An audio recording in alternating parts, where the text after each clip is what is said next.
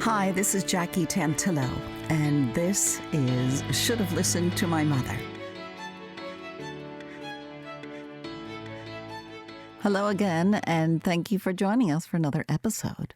And thank you always to KPPQLP in Ventura. You can listen at 104.1 FM if you're out on the West Coast, and stream on my Tuner app and on capsmedia.org/radio. Thank you to all of my listeners. I really appreciate your loyal and keen interest in this podcast. I was reading the New York Times recently and stumbled upon an article that caught my eye. A Shakespearean expert by the name of James Shapiro had been quoted several times throughout the article, and suddenly it dawned on me, what was Shakespeare's mother like? What role did she play in his life? Was he who he was because of or in spite of his mother? Which is what I ask all of my guests. I was so excited. I was able to contact this expert, and in just a moment, he's going to give you his response. His work has made it to the New York Times Top 10 Best Books of 2020 list. He teaches English and comparative literature at Columbia University. He's distinguished authority on Shakespeare. I also have another guest. A guest behind door number 2 is also a teacher. He's a professor at Columbia University Journalism School, worked at newspapers and written for publications including Sports Illustrated, The New Yorker, The New York Times Magazine, and more.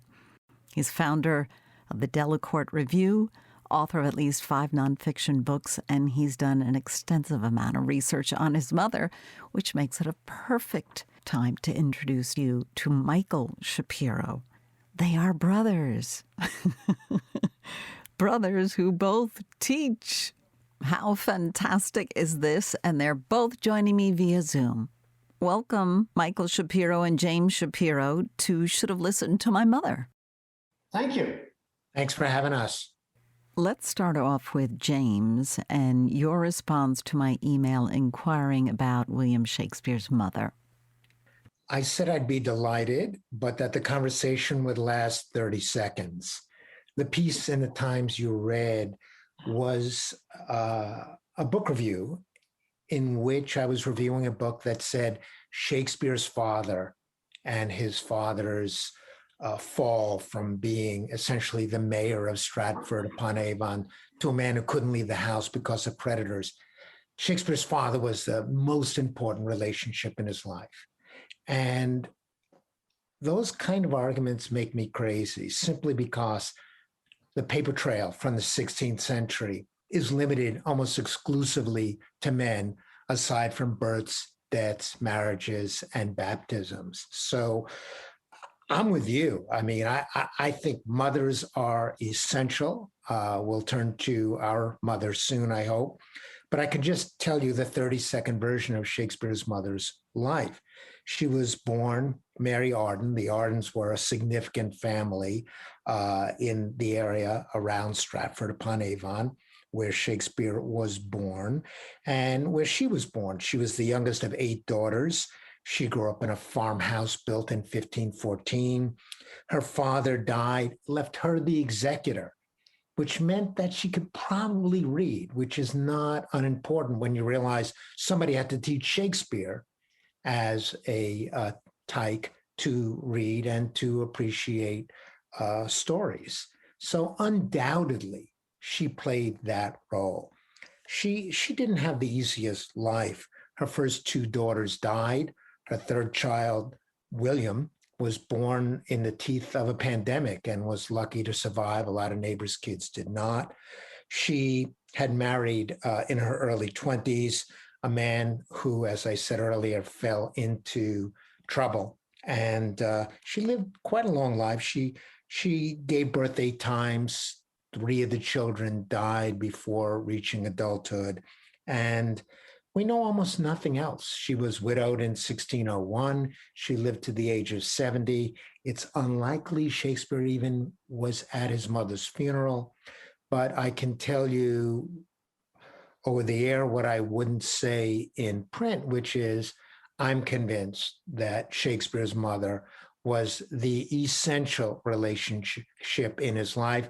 Can I prove it? No, because there's no documentary evidence to support that. Only my own experience with our mom confirms for me the rightness of that unsupportable claim. I would add one thing. I'm fully convinced we can talk about this and see whether my brother Michael agrees.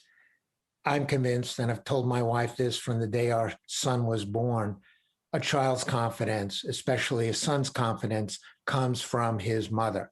And I am equally confident that Shakespeare's confidence derived from his mother. There is that mother-son bond that is just such a force.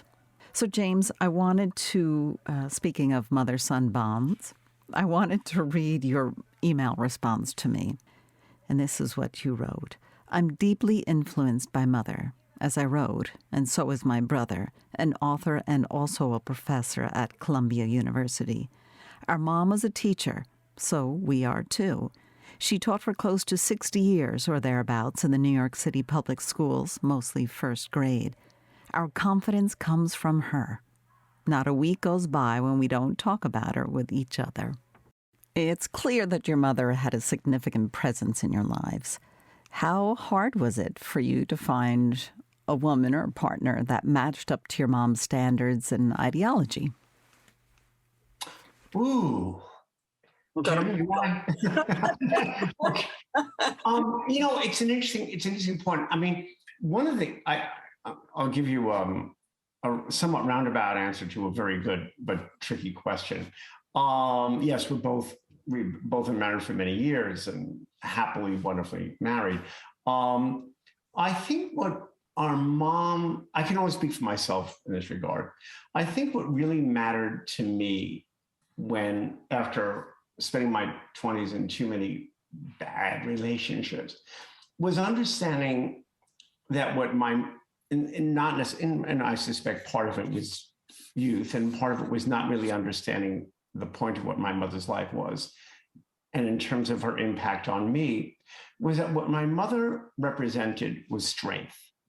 And without realizing it, it was a quality that really mattered more to me than I realized when I realized that when you have a mother like ours, and I can only speak specifically to my mom and my experience of my mom, to be candid, it's not always easy.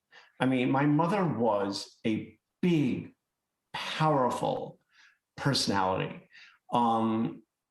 And what my mother had the gift of doing, which she really inherited from her father, who Jim and I were very close with, because when we were growing up, we lived upstairs with our grandparents in Brooklyn, was my mother, having had her own unhappy childhood, quite an unhappy childhood, just decided to recreate the world.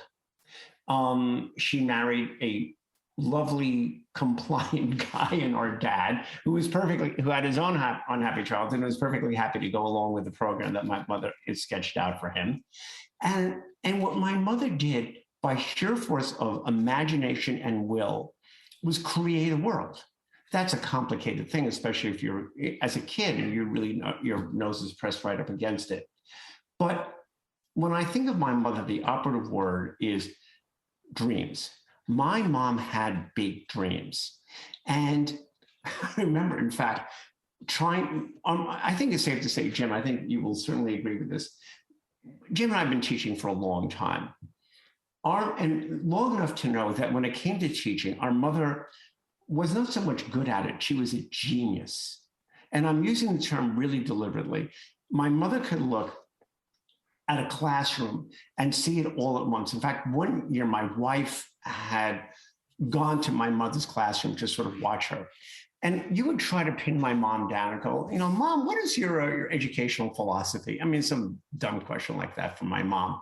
And my mother, in her very, very thick Brooklyn accent, would say, and Jamie, you're going to laugh now, every child should have a dream. I go, what does that even mean? She goes, every child. She repeated it as if every child should have a dream. I had no idea what she was talking about.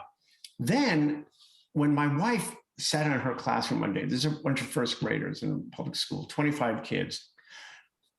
She could see it all at once. She could see every kid not only physically see them, but anticipate where she was like an athlete who knew where the puck was going to go.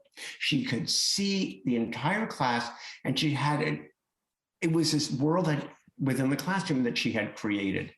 And it was when our mom died, at the Shiva, one of the people who attended the very first day was a very eminent professor, also at Columbia, named Ira Katz-Nelson. Very, very distinguished professor, who had our mom in first grade at the Yeshiva of Flatbush. And remember, she started the year as Miss Ackerman and ended in the middle of the year. They got married in December of 1950, but came back as Mrs. Shapiro.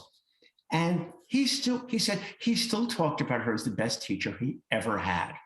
I mean, what made her a great teacher, what made her a great mom, was her capacity and her willingness and her ability to create the world. And you were a participant in it. You just had to be a willing one. Whether you liked it or not. That's right.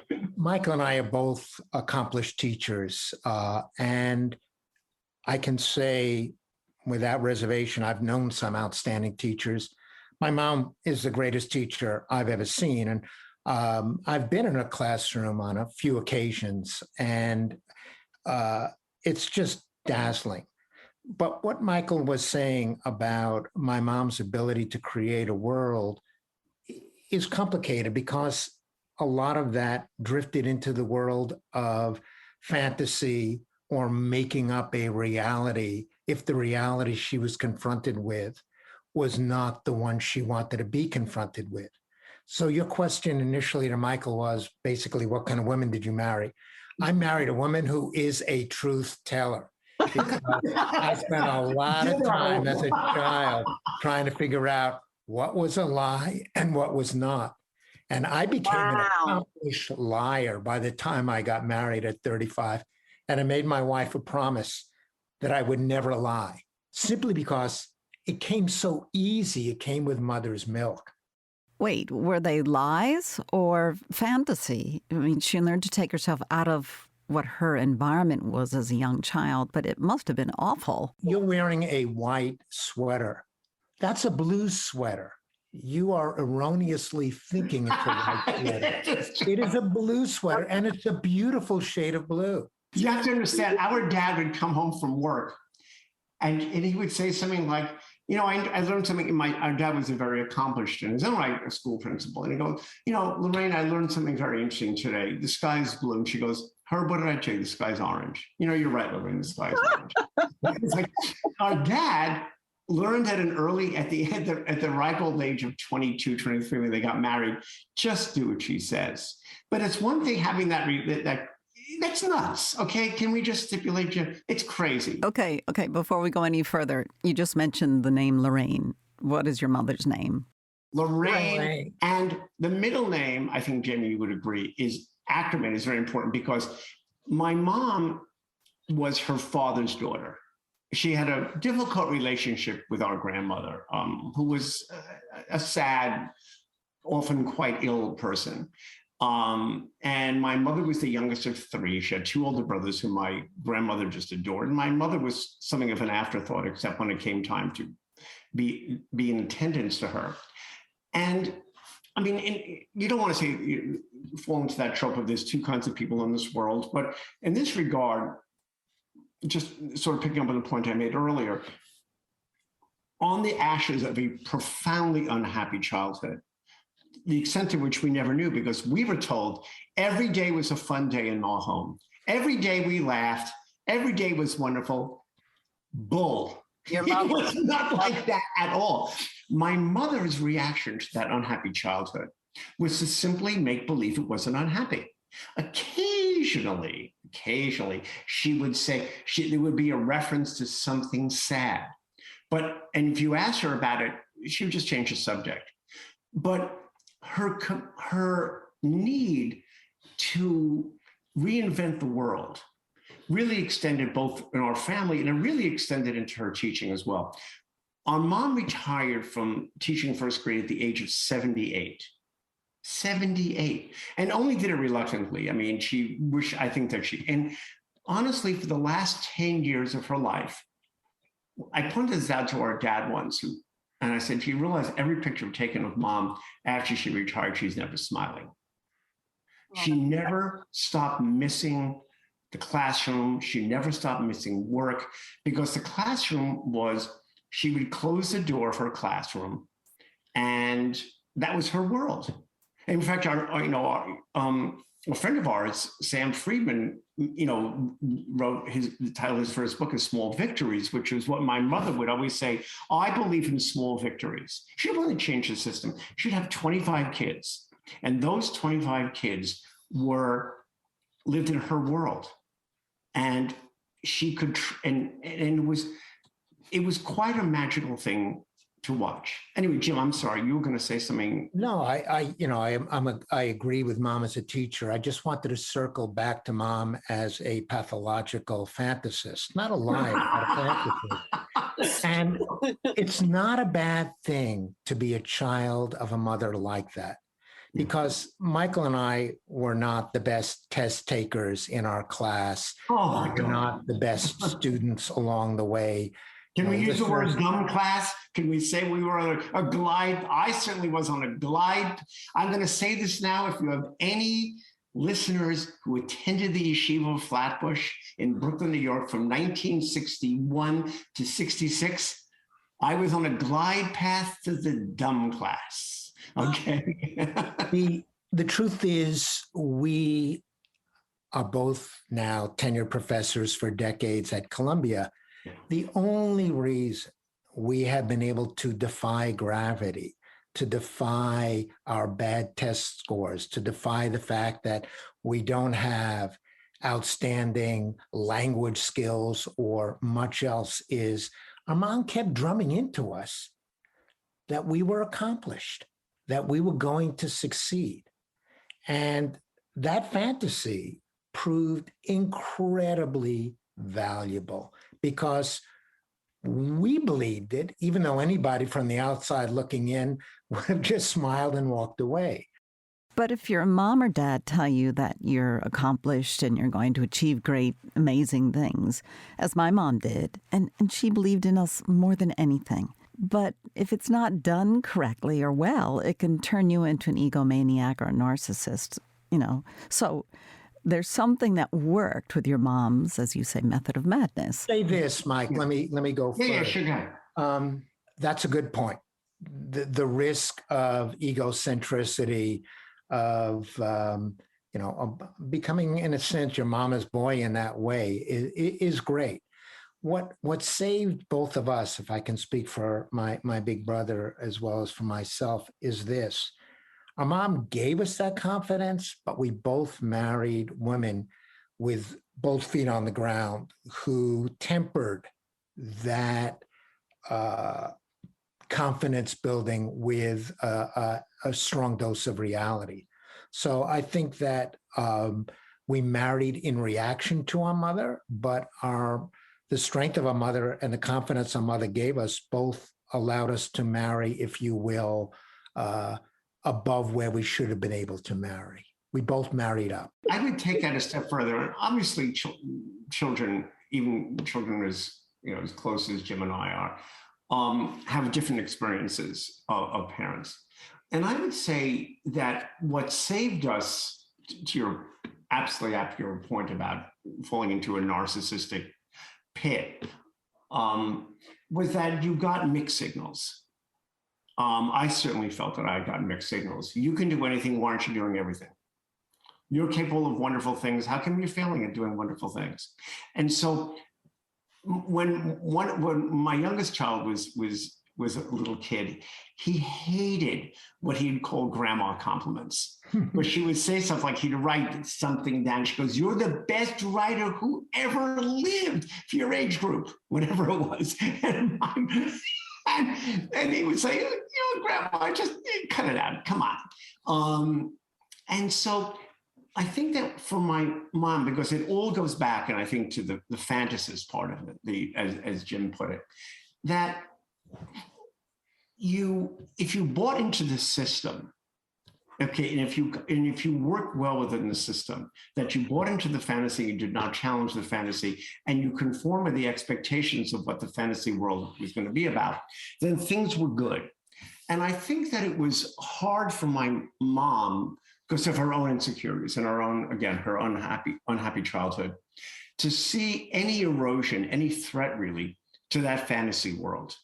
And so what happened is that you really got two things. What you got was it kind of built character. I know that sounds awfully facile, but I think thinking about it now, it sort of built a certain strength in you, because what you had to do, if you grow up in a home where everything you do is perfect, then you have no ballast, you have no balance. Everything is, it's like, well, of course everything I'm doing is great because that's what my mom tells me. But if you grow up in a certain degree of tension with that you have things to prove and you have something to push back against, it either crushes you, I mean, the trope of the overly involved Jewish mother, okay? But it also builds a certain strength in you, because because you have to fight back and you have to preserve yourself. And I think as a result of that, by the time we became adults, by the time our childhoods were over, the formulaic, if you will, the character forming years were behind us, we could see our mom in full. She had done her work. We were launched, we had embarked on our careers. We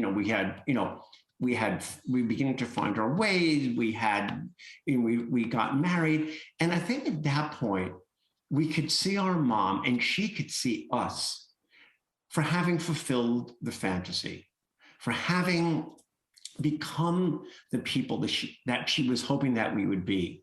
And as a result of that, what we felt from her was pride. She was so proud of us. She had an interesting way of expressing it, which actually was sort of hard, in a way that was actually kind of heartbreaking. I would write a story, and she goes, I couldn't believe you. I looked at your story. It's a wonderful story. I couldn't believe you wrote it. Which is, I couldn't believe that a child who I produced was capable of doing this, which was heartbreaking in the sense of how she still thought of herself. She was still little Lauren, who was the afterthought in her family. Instead of saying, Mom, look who you are, look what you have done. But she also had some ego. I mean, she knew what a good teacher she was. Jim, I was going to tell this one story. Late in my mother's career, the demographics of the public school she was teaching had changed, and a lot more wealthy and therefore privileged parents and their kids had come to the school. My mom had her classroom. She had her room. She closed the door. That's my room now. Okay, I'm the captain of the ship. She could have married people in the room. She was, But one day, a parent. My mom did not believe in homework for first graders. You want homework? Read to your child. That's what you read to your child. That's the homework. So one day, one parent who turns out was a surgeon comes by the room. I'm very upset with you, Mrs. Shapiro. Lorraine, why are you upset with me, doctor, whatever your name is? You're not giving homework. She goes, I don't give homework. I don't give homework. You want homework? Go and read to your kid. And he starts challenging her. He starts challenging how she teaches. She goes, let me ask you something, Dr. Smith. Do I come into the operating room to tell you how to operate on that person, to take out a gallbladder? Right. She goes, don't tell me how to teach my class. So Dr. Smith goes down the hallway and he brings back the principal, who had been a colleague of my wife, and complains. And the principal goes, Lorraine, how can you speak to Dr. Smith like that? My mother embraces the principal. She goes, Sharon, Kukala, I have tenure. I can say what I want. And sadly, both of her sons have the same. Oh, God. We are the worst. We tell people exactly what we think. I want to introduce another word here that's not come up, which is important, and that is food. Oh, yeah. Jim, go ahead. Mostly baking. Baking. My mom was one of the worst cooks, but one of the best bakers alive. Imagine her morning. She's finished her plan book the night before. She has to get her husband out the door and her 3 kids out the door, Michael and I and our kid sister. And she gets up early to bake for us. We were all chubby kids, to be honest, because of this. You're being kind. We were chubby plus. She would not just bake a pie or a cake or cookies or brownies. She would bake different things for each child because she knew that I like babka. Michael might have liked this. My dad liked that. Oh. She would make 3 or 4 different baked goods in the morning and then have to teach and then come home, be the dutiful 60s wife and mother and prepare for the next day of teaching. Mm. And I remember coming home at 4 o'clock to return to that babka that I had had at 8 a.m. And I would say, and it would be sitting on the table under a plastic dome. And I'd say to her, I don't eat baked goods under the dome. You have to make something fresh for me. Yeah. Those are the expectations around food. And it's dogged us our whole life. You know, my mom showed her love through food, and we reciprocated by eating as much of it as possible. Always. She was a great baker. What happened though, I mean, this is a total thing about Mom. When I think my parents must have been in their mid-40s, and my father's cousin suffered at that age, tragically, a fatal heart attack. At that point on, this would have basically been for the next 40 years of her life. My mother stopped baking with butter and milk because she needed to keep my father alive at all costs. And she did. My father outlived her. And so the baking that had been remarkable when we were little, the reason it couldn't go into the dome, it was that it had the capacity to dry almost instantly. This is a picture, Jackie, I shared with you of our mom making cupcakes with icing for my son. And that really captures it. You can just see that was her way of sharing joy. Yeah. And luckily she didn't fatten my son up too much as she fattened us up. But food was really an essential part of our relationship with our mom, for better and for worse. I would say mostly for better. But Jamie, don't you think that part of that was growing up upstairs from Mom's parents, which she hated. She was in the house when she grew up, and having her parents, I mean, she had my father build a door so that my grandmother could not simply come up whenever she wanted to with a buzzer. But part of it was my grandmother never approved of my mom working. My mom stopped working for 11 years from the time that I was born until our younger sister went to school. It was terrible for her. I mean, those 11 years exacted a profound toll on her when he took her out of doing what she loved best and did best. And she was actually, I'm sure, quite depressed. Because at that point, look, I'm born in 1952, the pressure to stay at home with your kids. So our dad worked 3 jobs in order to be able to pay for us to go to parochial school. Money poorly spent. But as a result of that, my mother, we lived in that house until I was 15, Jim was 13. And so she always had the eye of her mother looking over her shoulder saying, how come you're not feeding them? How come you're not feeding them? The children are hungry. We weren't hungry. We were not hungry maybe for about 45 seconds in our entire childhood. And yet for my mom, it was a way to show her parents, and especially her mother, you see, I'm a good mother. I'm feeding them. I totally understand the food thing. I'm Italian, so I understand the connection. But you've only talked about baked goods. What about the dinner entrees? You don't want to know. You don't want to know. Let's just say when I passed the tilapia at the fish market, I just shake my head and think of my mom. Farm-raised tilapia in water sauce. Oh my gosh. What's that running through the This is grounds for divorce in an Italian family. I'm just telling you. And garlic salt, onion salt, and no regular iodized salt. It just was so bland. Your mom was petite. From the photos, it looks like she was a very small woman. She was, and towards the end of her life, sadly, stopped eating. Geriatric self-starvation, anorexia, really, which scared us and saddened us, and which was tragic. So food was obviously central to her identity as well. She had grown up as a chubby child and had lost the weight, and always thought, even though she was quite small, that she was, in her own mind, fat. Why she'd want to fatten up her boys. One more thing to blame her mother for, maybe. Oh, yeah. That and a lot more. But it's true. I remember late in my mom's life, because it was clear that she was suffering from this. And it was really, Jim and I worried about this all the time, because if she weighed 95 pounds, it was a lot. And she was quite short as well, maybe about 5'2".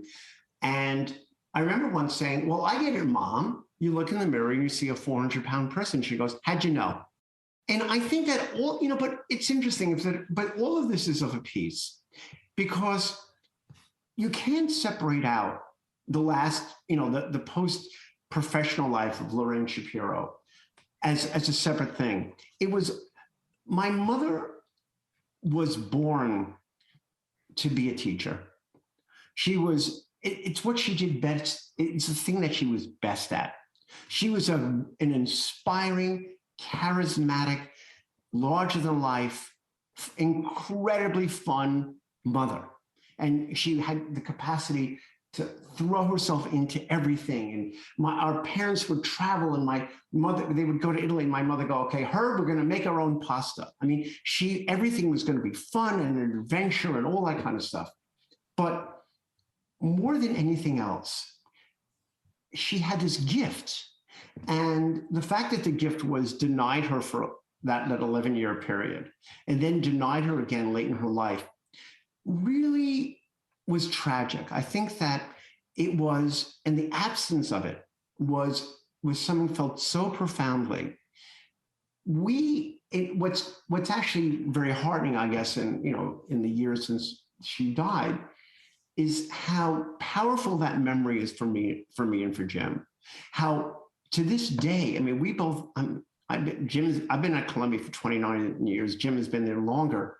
To this day, when people say, I remember an old provost, when I had gotten tenure, they bring you in, here's the keys to the executive washroom kind of thing.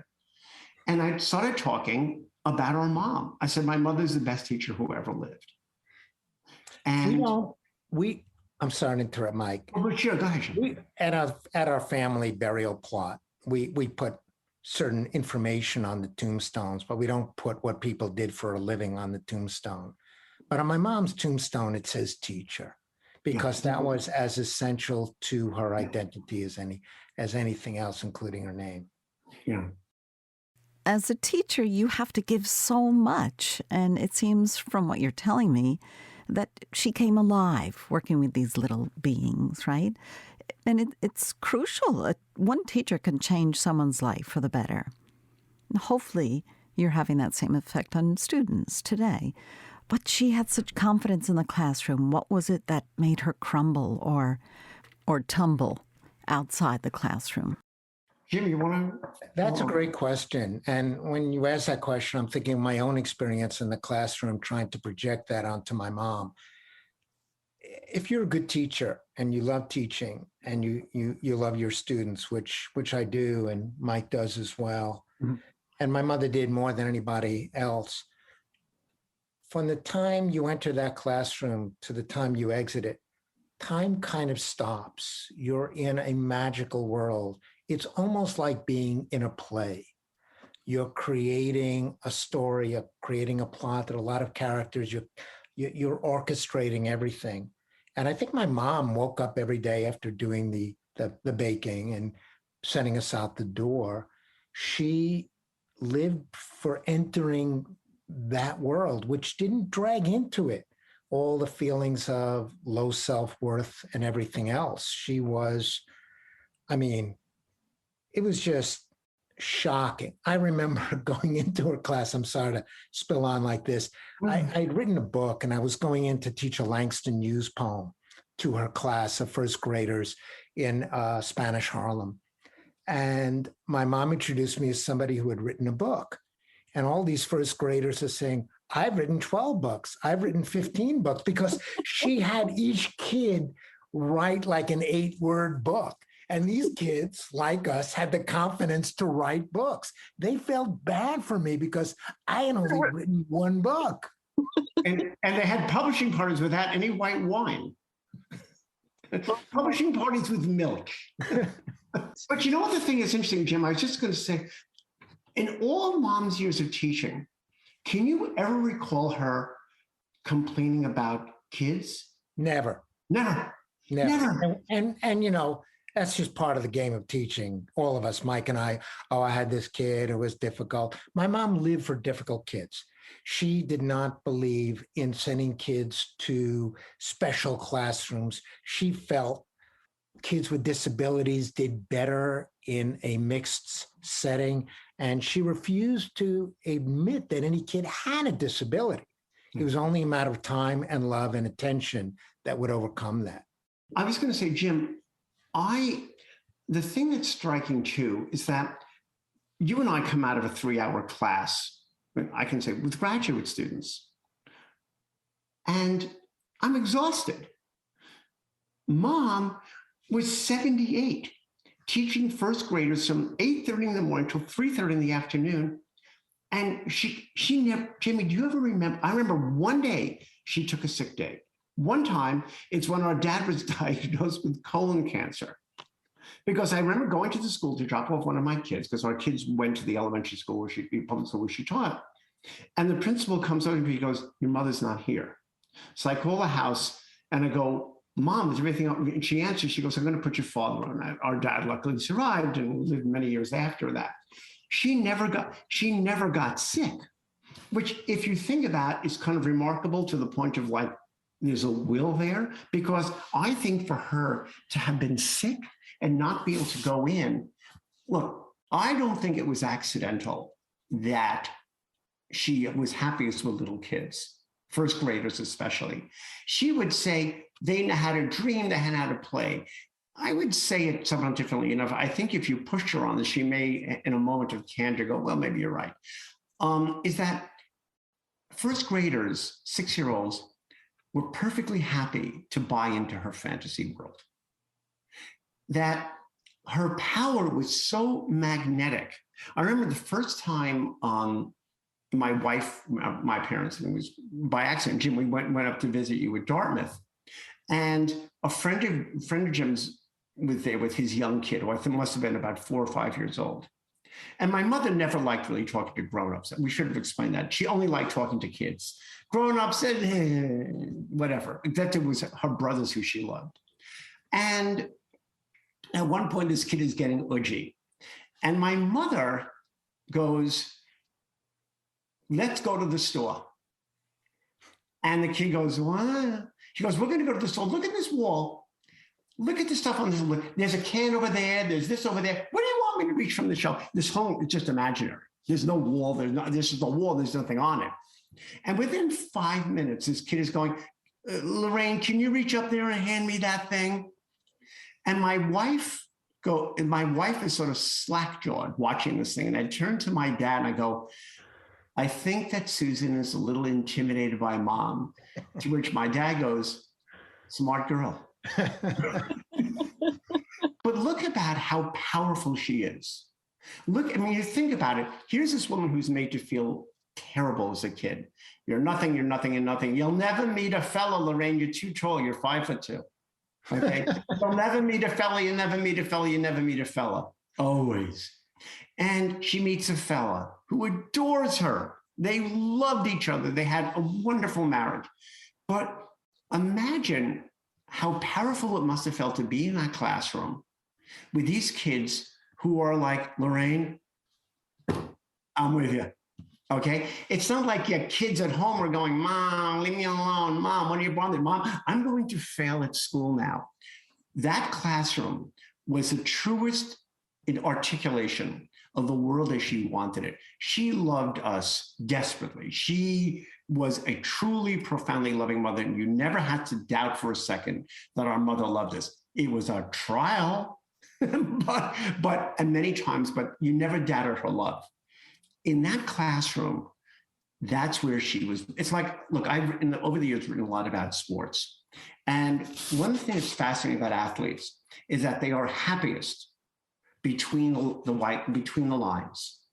That's where they are themselves. And when they step off of that, it's not the same anymore. And they're lost without that. And I think for my mom, she was a retired athlete. Let me flesh out one area which we haven't touched upon. After she married, my father and mother spent 3 days apart in their entire marriage. 60 years. 60 years, 3 days apart, which is terrifying to me as somebody who's been married about 30. And the other thing is she gave up all friendships. My mom did not have friends. She had her class and she had her family. There was nothing else. Those were the two poles of her life, and she existed between them. She had one friend who she her friend Maureen, whose last name I won't mention. And they were friends until they were 55. Most teachers, like civil servants, retire at 55. Maureen retired at 55 and clearly suggested to my mom, perhaps none too subtly, that it was time for her to retire too. My mother just cut her off, never spoke to her again. That was it. Whoa! Maureen could not share in the joy that my mother had, and she had no time for anybody who was going to sort of pierce this world that she had created. And so she just dropped her. Our mom never fantasized about retirement, never fantasized about a second home, never fantasized about foreign travel. All those things just were outside of her desires. But if you love what you do, then there's no need to retire. That's how I feel anyway. And take it a step further. And what you do is who you are.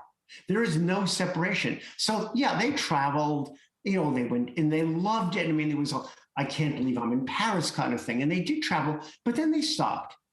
And my mom's idea of a fun thing to do in the summer was to take courses on teaching kids how to read better or math.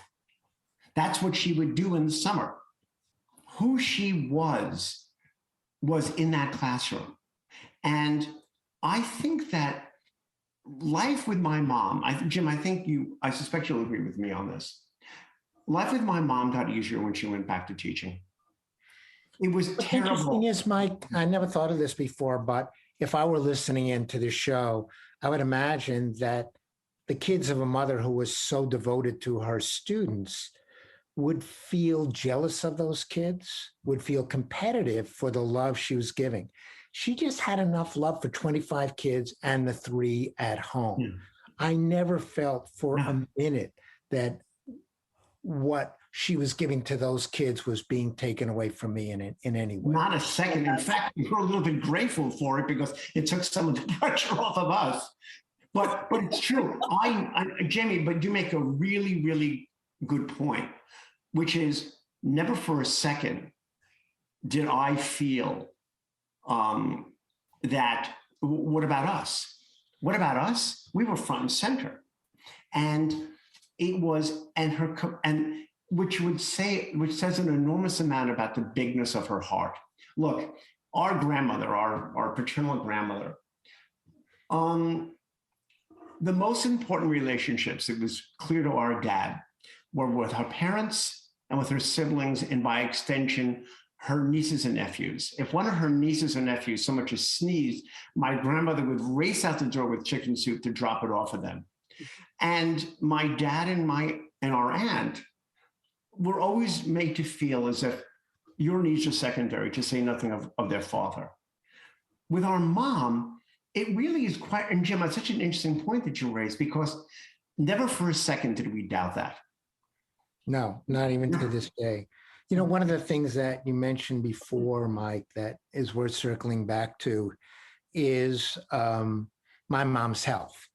The end of her life was quite sad. She had vascular dementia and died of that. But for about 3 or 4 decades, I believe she did not visit a doctor once. I think from the day she left the hospital after giving birth to her 3rd child to, her 70s, she decided if I went to see a doctor, he would find or she would find something wrong with me. And the whole fantasy that pervaded every aspect of her life extended into that as well. And it's nothing short of miraculous that she never had underlying conditions that would have, felled a horse. I will leave you with this. If your listeners are trying to say, well, I still don't understand what this woman was about because you're telling us all these contradictory things.